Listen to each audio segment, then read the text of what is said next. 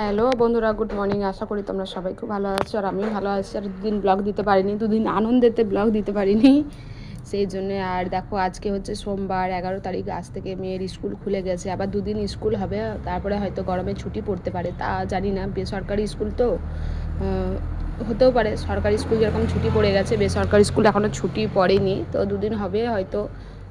সকালবেলায় তো মেয়ে কিছু খেয়ে যেতে চায় না, কারণ বলে যে আমার শরীর খারাপ করে, কিন্তু আমি জোর করে খাওয়ালাম। একবারে শরীর দেখো মানে পুরো খারাপ হয়ে গেছে, সেই জন্য সকালবেলা একটু একটু সুজি করে দিলাম অল্পখানি, আর সুজিটা খাইয়ে দিচ্ছি। আর সত্যি করে কোনো বাচ্চারা সকালবেলায় খেতে চায় না, তবু খাইয়ে দিলাম। যদি না খাক, খেলে পেটটা ভরবে। আর আমি দিতে যাব মেয়েকে। আর আমিও ব্রাশ করে সমস্ত কিছু রেডি হয়ে আমিও এবারে বেরোবো। তো মেয়েকে বললাম জুতোটা পরে নিয়ে, তো মেয়ে জুতো পরতে গেল। আর খাওয়া তো হয়ে গেল, এবারে